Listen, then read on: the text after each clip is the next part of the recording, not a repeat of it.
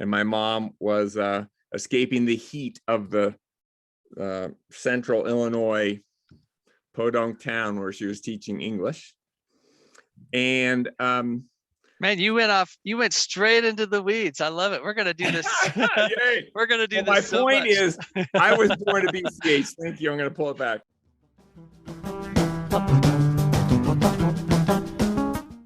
I have all these questions about the way we use land in Boulder and why it is the way it is. And why can't we do it in a way that makes more sense as we, go into the third decade of the 21st century here? Why can't we kind of reimagine how to use land in a way that's better for a lot more people?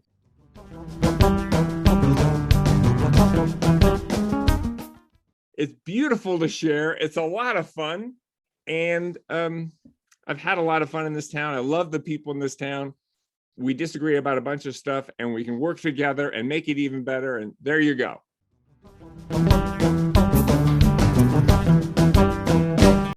Welcome to our first introductory episode of the Sharing Boulder podcast, in which we explore issues related to land use and housing in Boulder, Colorado.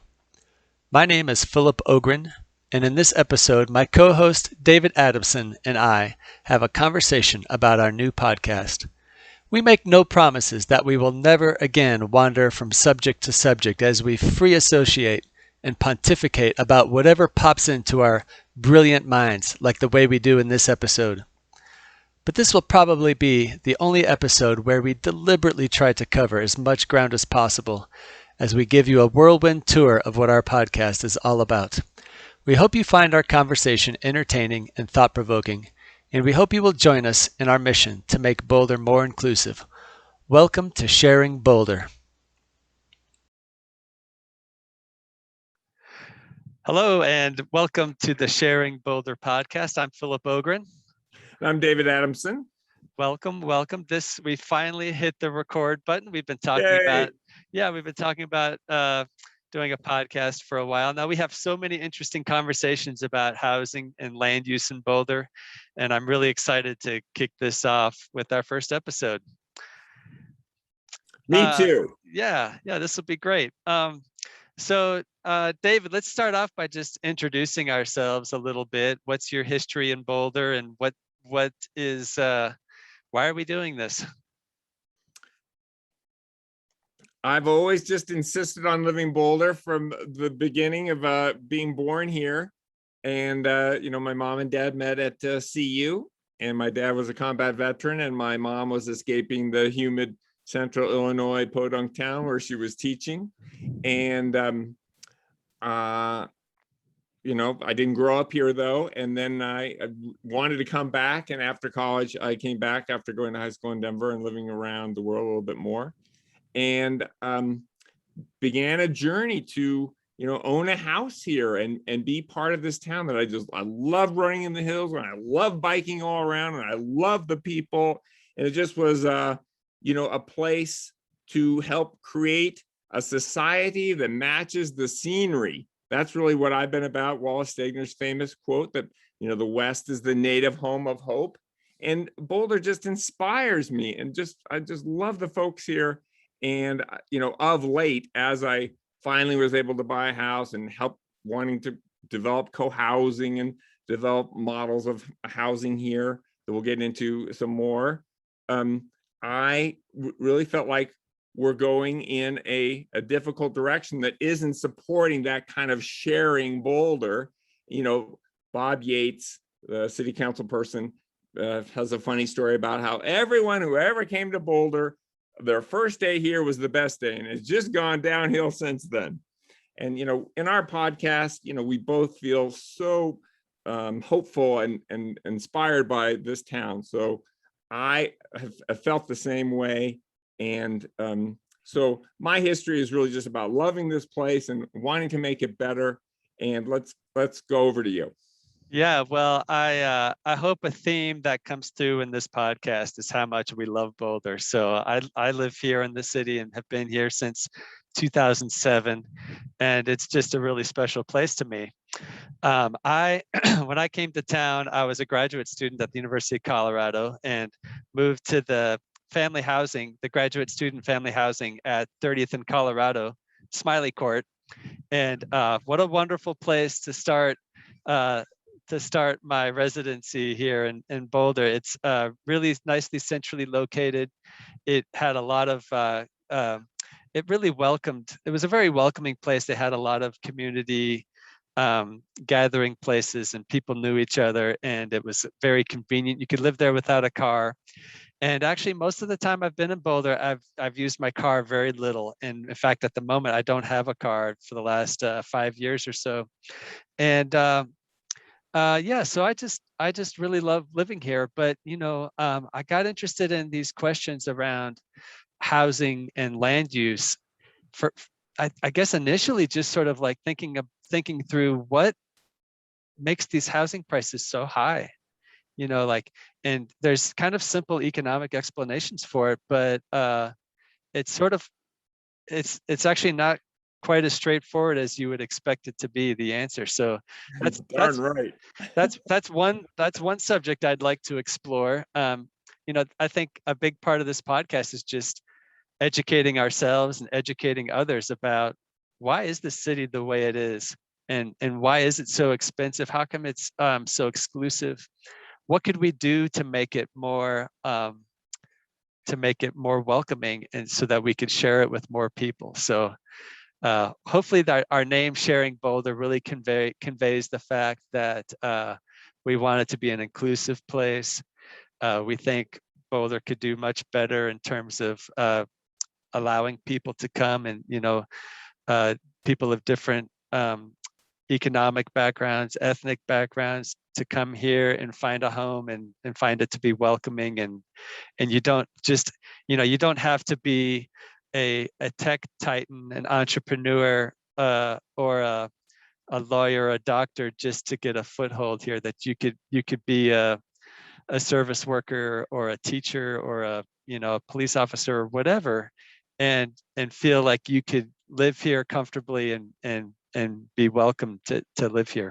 Well, absolutely. And I think we are great, complementary spokespeople that have, different perspectives on what has happened in Boulder and what is happening in Boulder. You and I I was born here 63 years ago. You came here in 2007, so 14 years ago. I live more, closer to downtown in a old multifamily street that has some single family on it. You live in a lower density single family development that was built especially in the 70s, probably, in South Boulder. And so I think that helps us get a little purchase on what's going on here, the trend. And when we see trends that aren't positive, it doesn't mean we don't love Boulder. Yeah. It means that we can change the trend. And I think a big part of what's going on with Sharing Boulder is we feel it's so exemplary, and has a lot of lessons for the whole country. And but it is especially about Boulder. But I think we will develop some program that is more broadly useful, because I think it really is, we're at a tipping point between where we can go with Western civilization. And of course, Gandhi said, well, that would be a good idea. They should try it. But where Western civilization could go, and we're at such an inflection point. So it's really exciting to talk with you about this kind of thing, Philip. Yeah, so I think your emphasis on the fact that we're focusing on Boulder is important. Obviously, the problems that Boulder has are not unique to Boulder, but we're speaking directly to Boulder in the sense that like we know this city really well. Like for me, I feel like I'm like a local expert, right? I know the bike paths really well. I know the bus schedules. I know where to eat and drink, and I just and then I know a lot of people in the city, right? And so I want to communicate to people in Boulder. I hope that people around the world will find our podcast and get some value out of it, and they can take what's relevant to them and apply it. But really, I sort of want to like, you know, um, you know, I think people in Boulder sometimes they think about it's a very liberal, progressive city, right? Full of people who are forward thinkers and creative thinkers. And sometimes when we read about housing issues and diversity issues, it's all kind of abstract, and it's sort of like, yeah, we should elect national leaders who address all those problems. And I would be like, hey, there's a lot we can do right here in this city ourselves to make this much more diverse and much more welcoming, and tackle climate change and tackle diversity issues. And so I don't know, I want to make it less abstract and really like focus in on what can we do here in this city to make it better. Well, darn right. And I think that by tackling that head on here, which is really about the anti-democratic, the way we've treated land use, the betrayal of the American dream, and the betrayal of Boulder values that has occurred in an accelerating way in the last 20 or 30 years here in Boulder. We really get at the heart of both the environmental crisis worldwide and the social justice, economic inequality crisis worldwide. I mean, land, it's a big argument in economics, of course, and we'll get into that. But land is at the heart of wealth, at the heart of value, at the heart of community.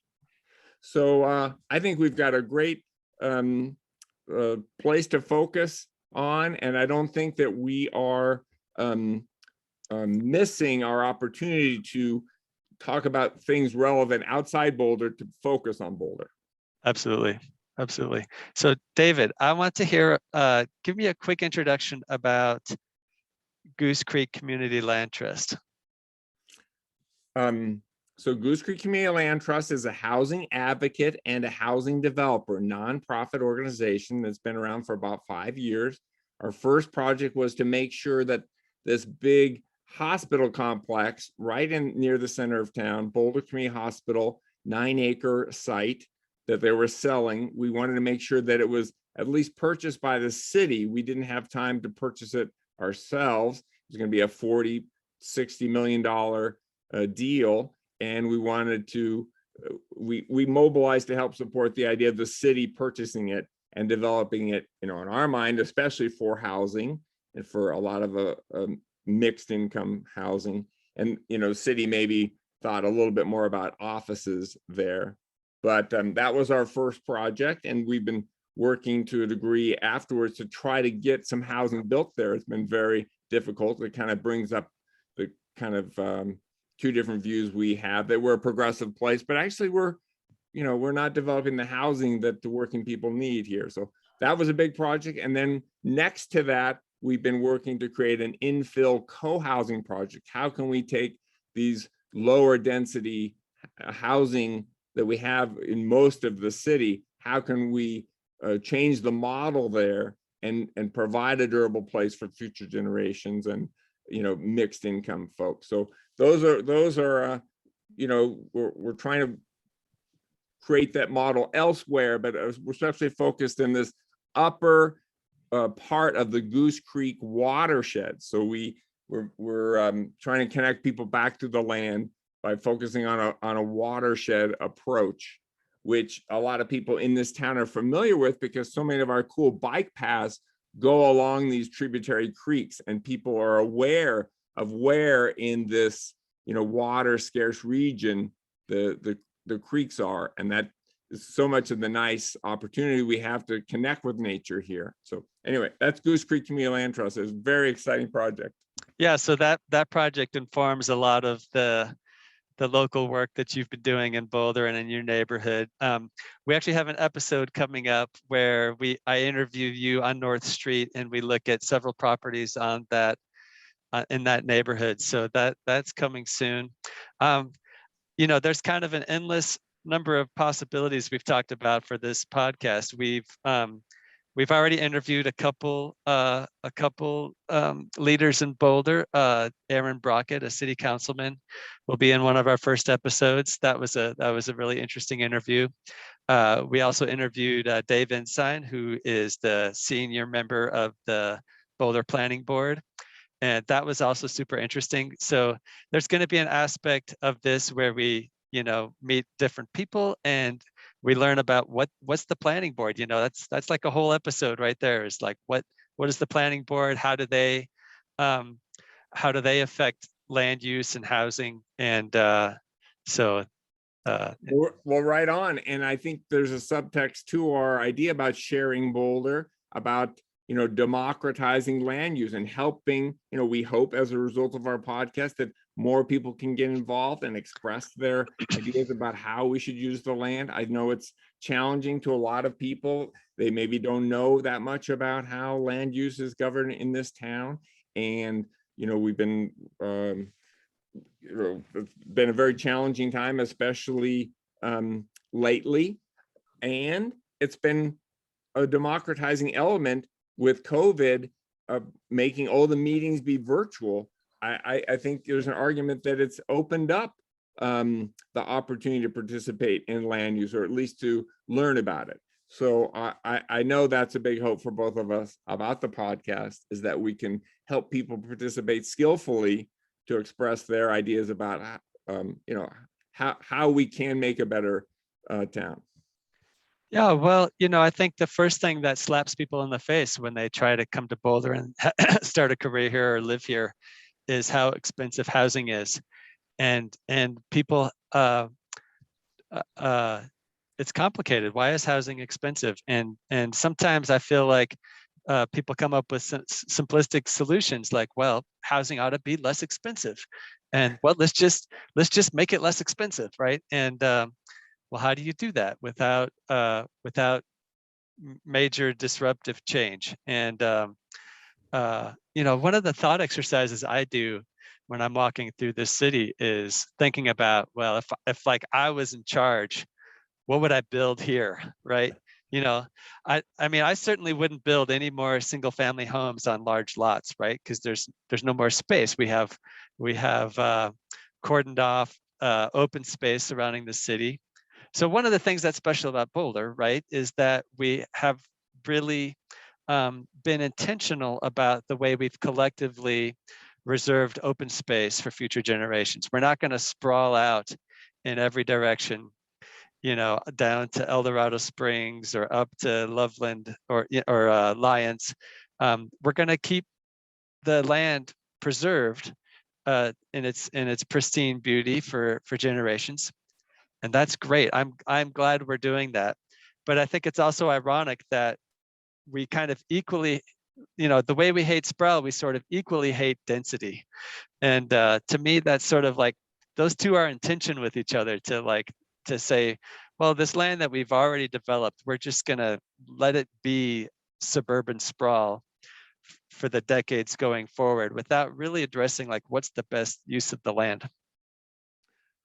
Well, absolutely. And we want to give thanks for the beautiful activists who, from 67 really onwards, promoted a beautiful program of basically preserving a third of the Boulder County landmass. There's about 450,000 acres in Boulder County, and the Forest Service owns about a third of that, so on the western side of Boulder County.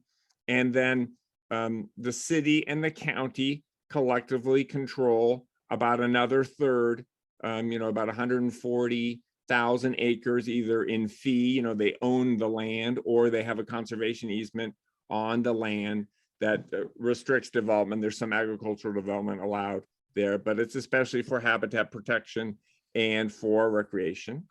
Yeah.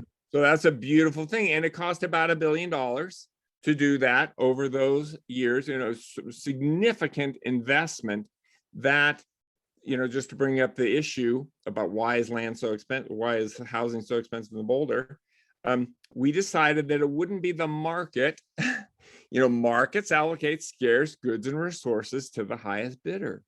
And we have thought, and there's a whole history of this that I'm sure we'll get into, but we thought, well, that's an efficient way to allocate resources. But allocating resources to the highest bidder, is that really what you want to do with healthcare or food or, so many things that we as human beings, clean air, clean water? Do you allocate those elements of the commons? Maybe allocating fur coats or sushi or whatever to the highest bidder. Maybe that's that's food, but anyway, allocating housing to the highest bidder, maybe that's not a great idea. So, we're going to talk about that and challenge that. We're not going to try to, on this first episode, completely solve the problem, but I think it has a lot to do with being flexible about our economic ideas.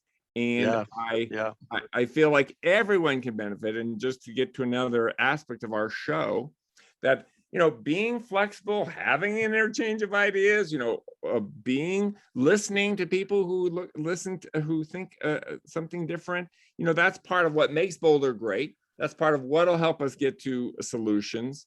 And so anyway, I just want to let people know that we're going to have a diverse ideas on the show. We're going to engage with them respectfully as much as we can.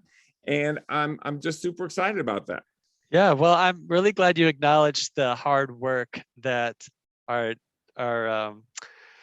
the generation that came before us did to set aside open space. It's not something every city has done, right? It was a hard fought battle that had long odds, and what an amazing success that we have all this open space to share with our kids and our neighbors, right? So but there's an aspect to it where it's like half of the solution, where we've curbed the sprawl, but in one respect, in the sense that in the city of Boulder, it's clear that we're not sprawling out further. We're not just going to march on with our bulldozers. Well, in a way, right? But we've exported it, right? Yeah, exactly. We've encouraged it elsewhere. We've exacerbated it elsewhere, and so this buffer, this open space buffer we have around in our city, has almost actually just exacerbated it in the sense that people who can't afford to live here have to drive further through the open space to get here. And so that's kind of one of the ironies of having half of a solution, where we have managed to curb the amount of sprawl coming from the center of Boulder, but we haven't addressed the housing shortages that have risen. We have a booming economy here. We have a world-class research university, and we have a healthy tech industry and the food industry and tourism and all these things that make it possible for people to come and have careers here. But then the housing has been stagnant for the last 50 years. And so, I mean, that's an overarching theme for why housing is expensive, because the supply has been constrained.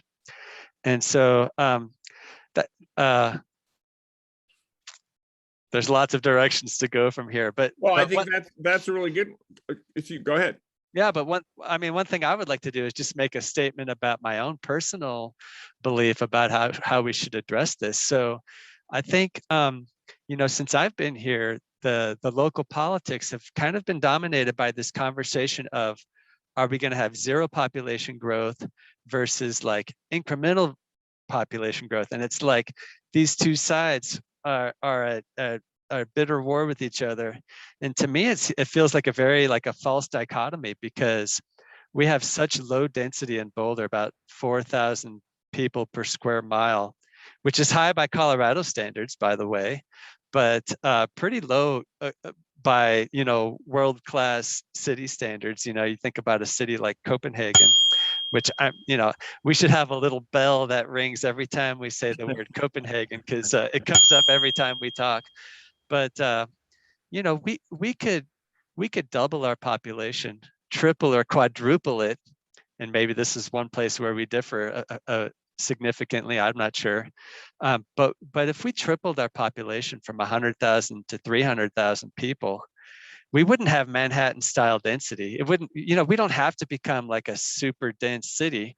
It would be more like Copenhagen style density. And that would be lovely. People love going to Copenhagen and spending, and they think, oh, I would love to live. Well, what a nice, lovely city this is, right? And, if you think about what it would mean for Boulder to add 200,000 people, the kind of inclusion, what kind of impact could we have on the diversity of the demographics? What kind of economic diversity would we have?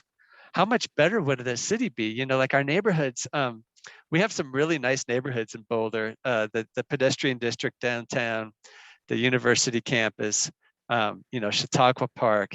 There's some really lovely places in Boulder, but most of it is dominated by suburban sprawl type development, and it's boring, and Well, it's just getting super, super, super expensive. And super expensive, yeah. And I think it's so great that you bring up the idea of population increase, and we started off with open space, and I think we're just going to invite people listening, and we really love to have people who are like excited about density and people who are oh my God, that's horrible.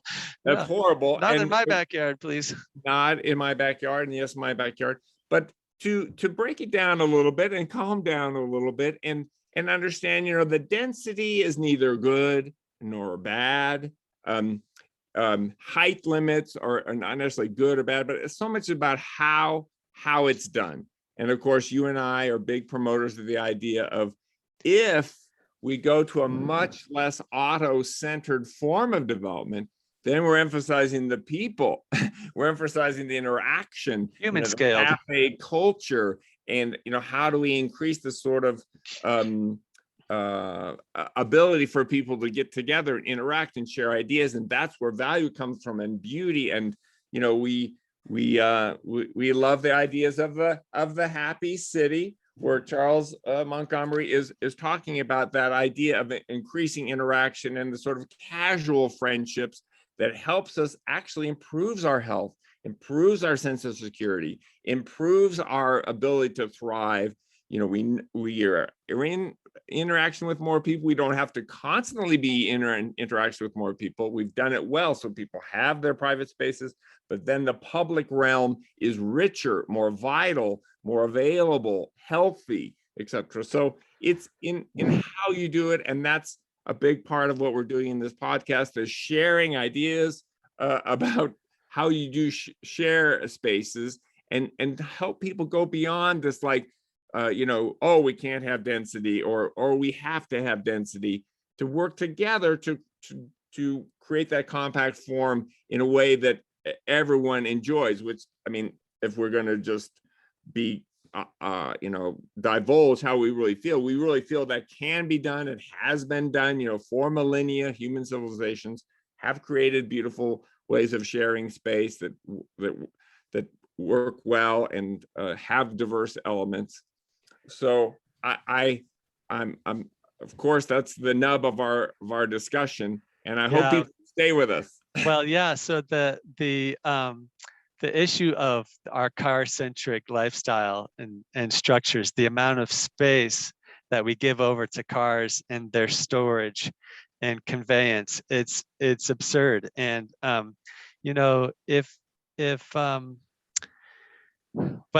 I could hold up a book right now, it would be this book called Suburban Nation, which is a book I read 10, 15 years ago that really, really changed my perspective on all these things. It really made me angry, because now I couldn't just enjoy my suburban sprawl anymore. I was angry about it. But one of the points he makes in that book is that, a lot of the most attractive and wonderful neighborhoods that are treasures in North America aren't even legal to build anymore. And the neighborhood I live in is not is not a place you would come to and think, oh, what a special place. It's just more suburban sprawl. And it's like that because we've centered our economic lives and our entire social lives around going in everywhere in cars. And that's a problem for lots of reasons. But I mean, one of the most obvious is that we're facing a climate crisis. And I'm not sure how we're going to get out of our cars if we live in structures that are completely handed over to, thinking about cars as first-class citizens. I would love to live in a neighborhood where pedestrians were first-class citizens and bikers were a close second, and cars were like a distant third. It's inconvenient, and it's socially, perhaps less acceptable, perhaps. Anyways, I feel like if we're going to tackle the climate change, the climate change crisis, we're going to have to figure out how to have human scaled walkable neighborhoods that, are lovely. Well, I want to get back to that idea of being flexible, whether it's height or low density or my car. I mean, we can get really invested in a certain way of doing things. And, that's the big picture on that, of course, that's idolatry. That's the idea of the golden calf. You get more interested in a certain way of doing things rather than the spirit or the value.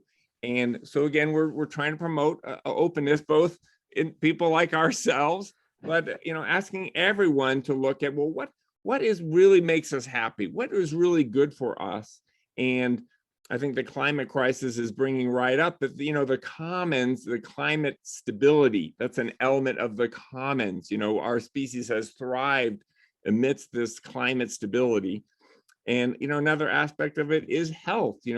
About 300,000 people die prematurely in the United States because of fossil fuel burning, respiratory and heart problems. And 8 million, it's estimated, in the world die prematurely because of our fossil fuel burning. And we can be healthier. We can live longer by changing that. Now, the Biden administration's idea is we're going to have a lot more electric cars, and we're going to sort of take.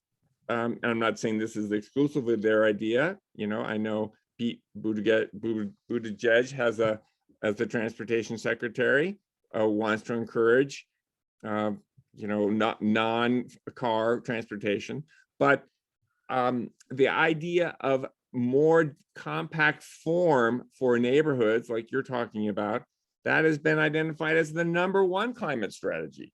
So there you have a form that both supports our health, supports climate solutions, which is also about our health. And so anyway, I'm just promoting that idea of multi-solution, multi-problem solutions that we should be open to as we're thinking about Boulder.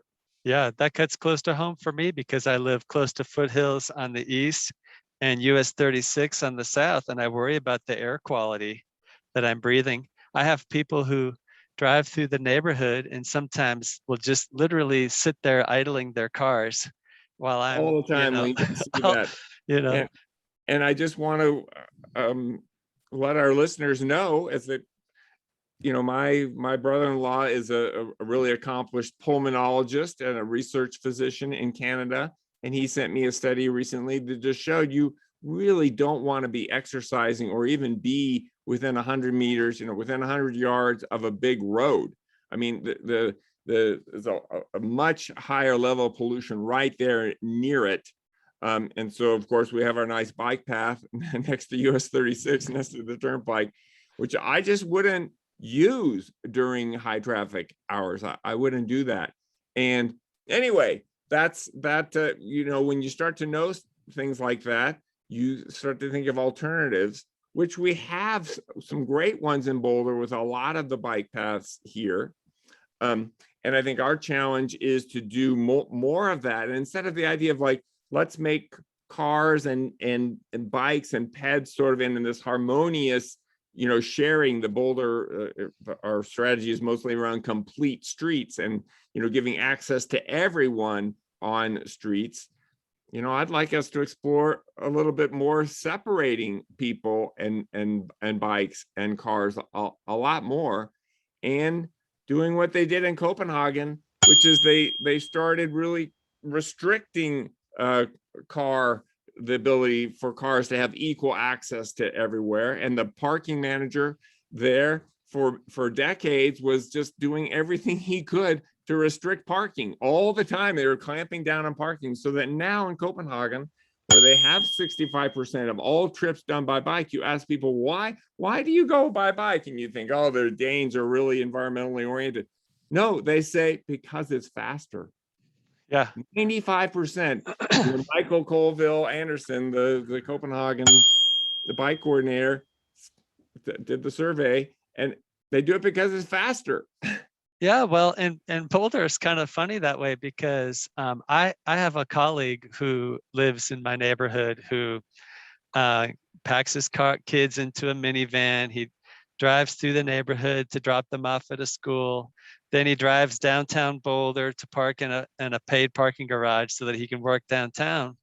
And that's crazy to me, because with electric assist bicycles, you could do that trip faster and it would be more fun for the kids. I don't know if you've ever had this experience, but I feel like when you're in the car with your kids, it's sort of like you versus them. It's like it's like an antisocial activity, right? Where it's they're on their screen and you're trying to talk to them. And when you're on bikes with kids, it's like we're in this together, and it's a very pro-social. It's we're doing this. Well, absolutely. And I just want to share one little anecdote about that. And we're both parents, and we both have brought up kids, and they're different ages, etc. But I came a lot down to your neighborhood, from Central Boulder down to South Boulder for their Waldorf oriented elementary school in a big box bike, this Bach Feets bike that has a big basket in the front. Dutch innovation. And so my son Abe, who's a real thoughtful guy, and maybe we'll share some more stories about Abe in the future, but I got him on the road of being irreverent, and I just got a big blast of diesel one time, and he was in the front of the bike, and warning to all of our family members, I'm about to use a bad word, but I just said, oh, fucking diesel. And Abe said, yeah, man, fucking diesel. And so that was the beginning of a lot of unfortunate speaking in our family. But, we were united in that. We had a great time, and he started noticing, well, yeah, maybe this isn't that great for me, the way things are. And I love that story. We actively encourage swearing in our family, so but we'll be judicious, I'm sure. For sure. Yeah, to me it's crazy to me that it seems like there's certain people driving around the city who seem like they're proud of the diesel they're inflicting on everybody, or the pollution that they're inflicting with their large vehicles on others. And you've brought this up many times, like, what about my right to bike through this city without breathing your pollution coming straight out of your tailpipe? That has serious health consequences to me, and I'd rather not have to just drive everywhere just to escape your pollution. Well, right on. And I think it goes back to what we're trying to do with this podcast, of thinking more deeply about what's really in your interest. And certain people identify with the big truck or the environmental organization they're part of, or their, what some aspect of their identity, which is maybe been promoted by, being a consumer rather than a person. And I just want to mention that, the 500,000 diesel truck owners who detuned their trucks to maybe enhance their performance a little bit, now emit the equivalent of 8 million trucks. I mean, it's a big thing that has happened, and it's such a perverse thing, hurting their health and everyone's health. But it comes back a little bit to that idea of identifying with something that's really maybe not helping you. And I think just to make a weird segue, I think some of us advocates of housing and of environmentalism, in vilifying people like that, we don't do ourselves any favor there. We're not really helping. So I hope we in our podcast, help us all to look more deeply into what really serves us. Yeah, well, thinking about bringing people in to our points of view, I think one of the best way to liberalize people is to move them into cities. And that's really well documented that people become more progressive and more community oriented when they live near other people. And our land use policies in Boulder have really excluded people, and people deride us because they're like, oh, they're just wealthy, out of touch, exclusive people, and they want us to vote like them. When I think about the depression, the cloud of depression that came over Boulder when we woke up to the news that Trump had won the popular election, or that had won the presidency. Not the popular election. No, he lost that, which is really remarkable. But I mean, there was palpable grieving that occurred in this city. And one of the things that I picked up in all the commentary was like, why won't they vote? Why won't they vote like us? Why won't they vote like us?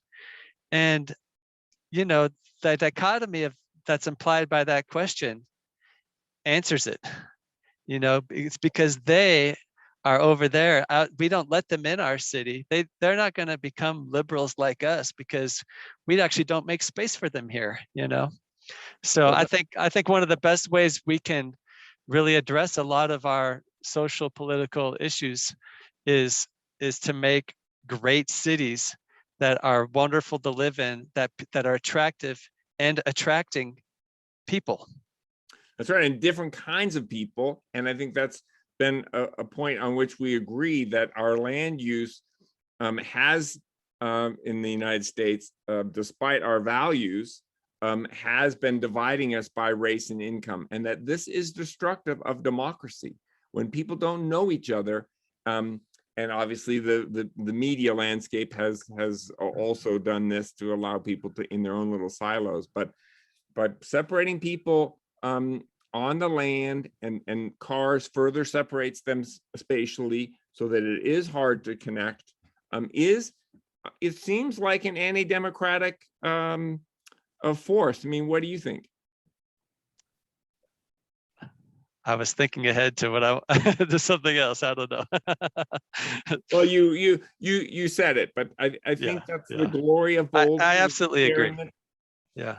So David, this has been a really interesting conversation. It's fun to just touch on all these different things that we've had long and extensive conversations about in recent memory. And I'm super excited that we're going to just explore all this stuff with all these different subjects with our audience in this podcast. I thought it might be a nice way to end this episode is just to kind of do a quick survey of all the things we'd like to talk about, like different episodes we might want to do. So like one example is I would love to interview the folks at Bedrooms Are for People who are working on occupancy reform by increasing the number of people that can live in the currently available housing. I think that's a fantastic effort that they're doing. What's one that you're interested in?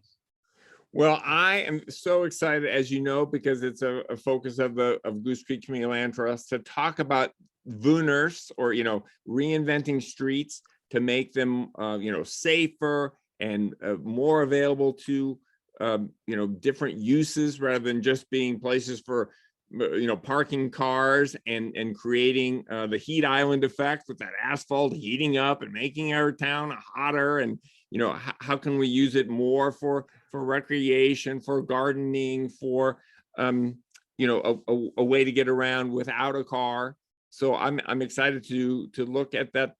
How do we reinvent our streets and promote a transportation that serves us better? Yeah, I love that. There is so much asphalt in this city. It just drives me crazy. And this reminds me, what you just said reminds me of another theme I think we need to explore, and that is going through the city and just pointing out the way it exists right now and how we would like to see it. And a nice example is the Alpine Balsam property and the vision that has been put forth of what could be put there. And what's keeping that from being a great transit friendly, walkable friendly neighborhood? It's just sitting there year after year now. And so I'm excited about doing some podcasts on site. So one of the ideas that we've talked about is going up and down Baseline to point out all the wasted space. There's so much wasted space. It's crazy making, and just discuss why can't we make better use of it. And we have so many fantastic folks doing fantastic things in this town who, and in other towns, Danica Powell with the Trestlewood strategy is just a fascinating figure, former planning board member. So she's an example of one of the, change makers that I would like to interview soon. Great. So yeah, I guess we've touched on a bunch of subjects today. That all sounds great. I'm super excited. Well, me too. And we'll have a great listing of all these folks. Another show that I'm hoping we can get to soon is talking to some of the past planning directors of Boulder. We're both looking back at how we got to where we are today, and we're looking forward to where we can go. Where have other people gone? What can we learn?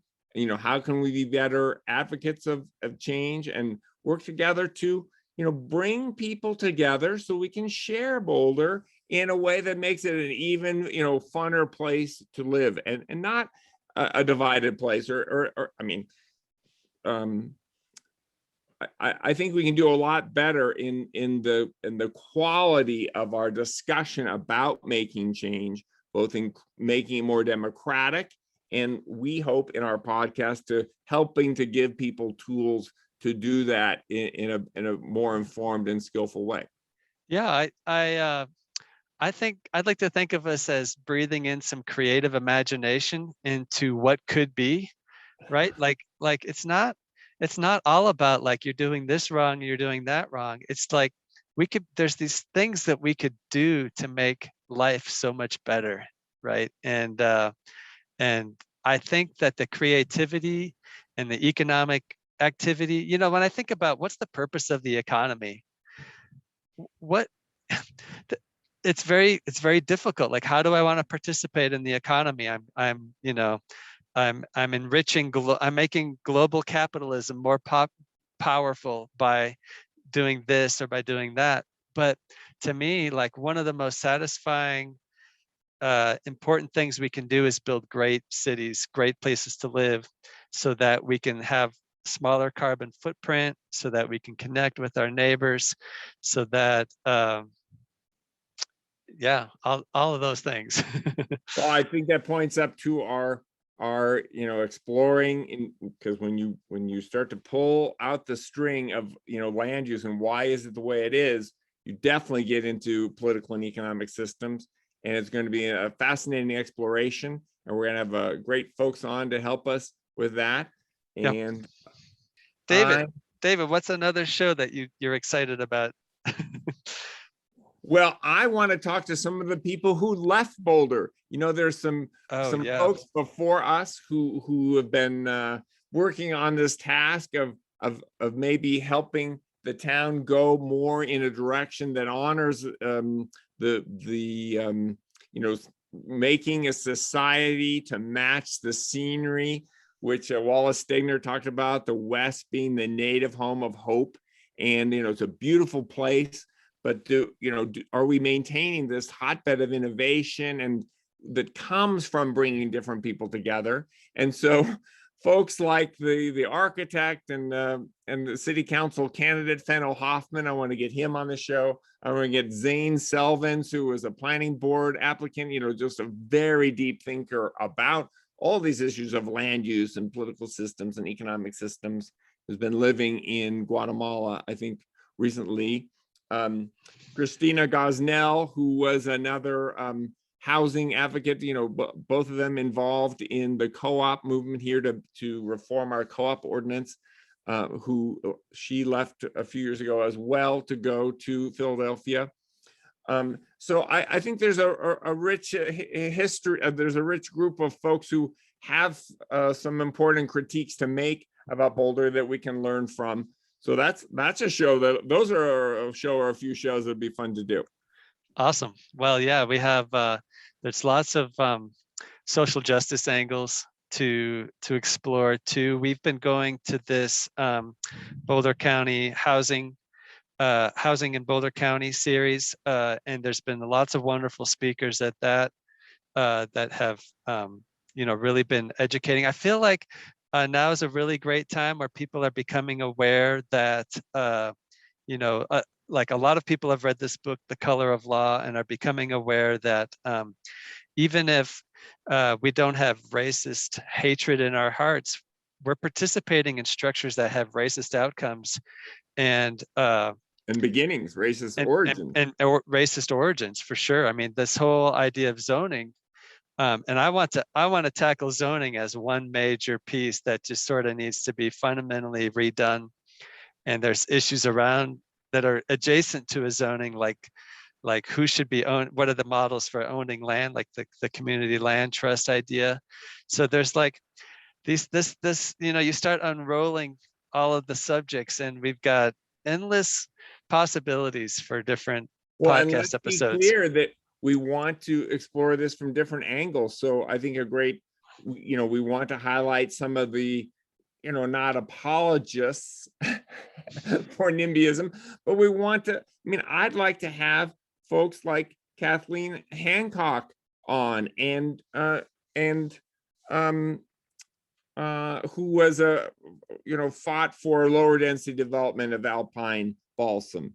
And of course, the longtime, former city council member and, civic activist Steve Pomerantz. Let's interview Steve Pomerantz about why we should maintain the sort of low population density town, why that's best.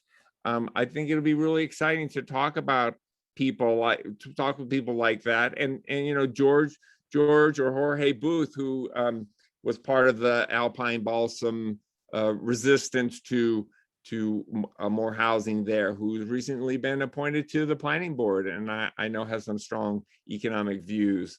Why do they think the way they think? I had a great chat with Kathleen Hancock one time, and she was super nice. She reached out to me and she said, well, I think you're trying to destroy the city, and and I'm trying to protect it, but I know that's not really what you want to do, so let's talk. So I don't think we changed each other's views at all. And I might have been a little too much of a zealot. And, but, I think we have good conversations with folks like that. I totally agree. I want to have dialogue with lots of different perspectives.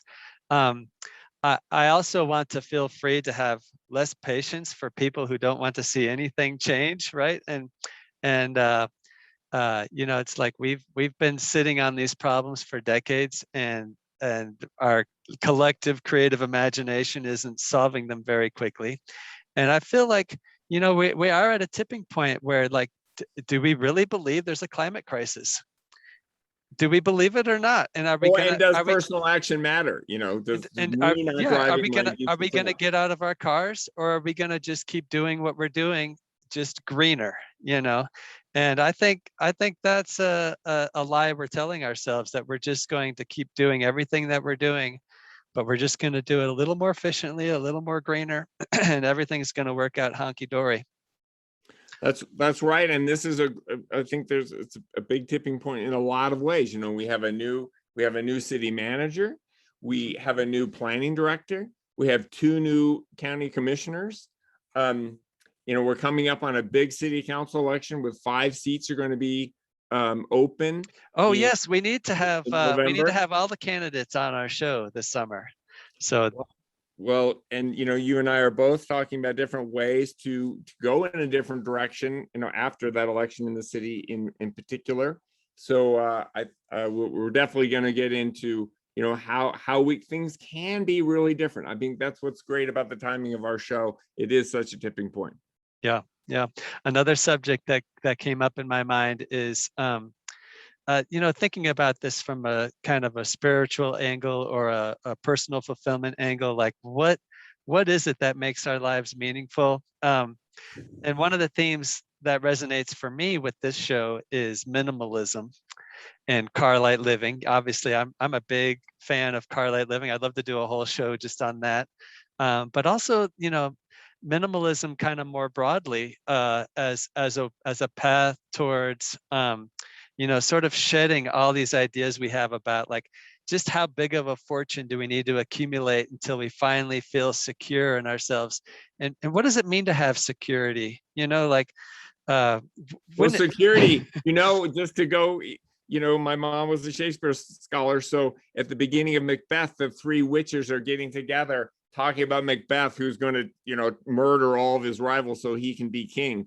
And they say, and ye all know security is mortal's chiefest enemy.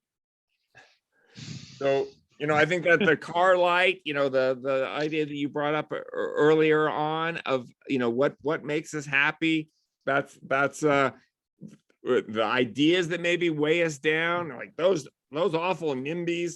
We'll work together on shedding some of those burdens. Well, I'm glad you referenced Shakespeare just now. It makes me think of another broad theme that I'd like to explore, and that is just how art and music and you know, we have so many creative people in this city, and we should have them on our show because we need creativity to make this all happen, and also the kind of emotional impact that's required to sort of change the direction. You know, if we would like to convert, right?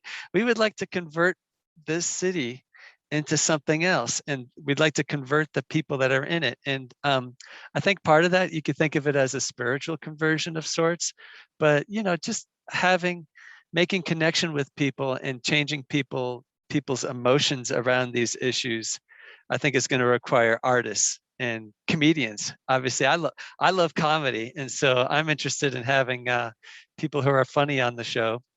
And hopefully, we can really touch people by connecting.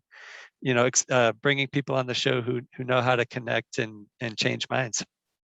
Well, and hearts. And I know this is a hard thing to bring up at the end, but we talked about it being such a tipping point. And so we've had the shooting in Boulder recently, and I think it's broken a lot of our hearts for good reasons. And I don't know how this really works, but I hope that also contributes to our ability to learn how to live together beautifully and healthfully. And it's been a very tough thing for us all, I know, but I think so much beauty has emerged recently, you know, out there at the site of the King Soopers shooting where 10 folks were murdered.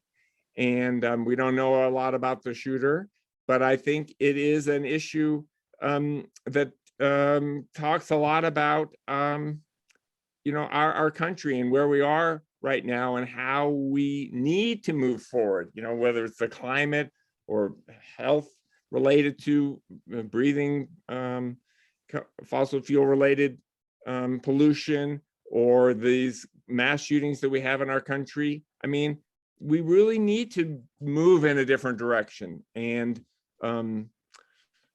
Yeah, absolutely. Absolutely. So we are having this interview on April 3rd. So we're just under 2 weeks out from that shooting event. Um, that that was devastating to all of us. And I know personally I took it really hard. I that the week after that happened, I had difficulty working and I just burst into tears a lot because I had spent the previous Saturday uh, canvassing for a petition drive that we were doing outside of that store. So like fresh in my mind is just thinking about the kinds of people that were going in and out of that store, and the notion that some mentally ill gun owner can show up and snuff out 10 random people out of that sea of lovely folks that, and they are, Boulder is filled with lovely people who are willing to stop and talk with me about my petition drive. Are you a voter in Boulder? Nobody was like, oh, fuck off.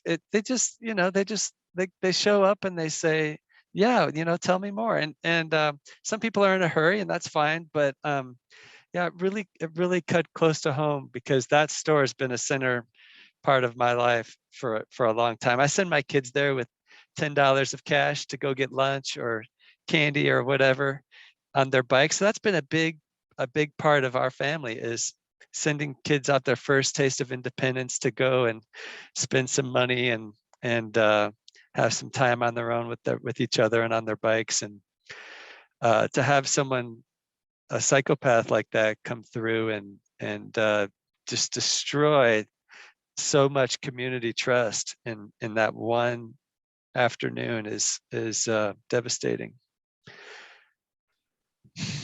Well, I think it has a lot to do with the whole evolution of the human race. I think a lot of our intelligence has derived, and our brain development has derived from our social interactions and our need to understand when encountering other human beings, where they're going to be helpful or hurtful, or how is this going to go?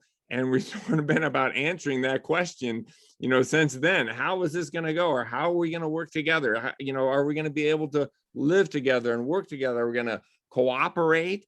Are we going to collaborate? Or are we going to fight? And or are we going to have this constant fantasy of like how we're going to be well armed and well supplied when the shit hits the fan? And I feel like, my personal philosophy is I am all in on this society. I want to make this society work. I think lots of people are going to really suffer if we just undo all of it and start over. So I want to improve. I want to start where we are and improve, right? And I don't want to sit around at the end of a county road with my gun supply and my food buckets and fantasize about how machine gun. yeah, and fantasize about how I'm going to out survive my neighbors when everything goes south. Well, I think that's really where we are as a civilization. Where are we going to go? How are we going to do it? Are we going to work together and overcome So here we go. That's our show. we're gonna bring as much love and light and openness and support for all of us humans as we can, and learn and go forward in a beautiful way. Thank you to all of our listeners who endured our first episode. It's going to be a fun ride. I hope you'll listen and share and give us ideas. Please send feedback and comments, and thanks for bearing with us today. We're really excited about moving forward with these conversations. And sharing Boulder. Absolutely. Peace. Thanks, Philip. Talk to you next time. Yep. This episode of Sharing Boulder was produced by David Adamson and Philip Ogren. Sound and video editing was done by Philip Ogren. The intro music was sampled from Oslodom by Gilberto Gil and is available for use under the Creative Commons Sampling Plus license.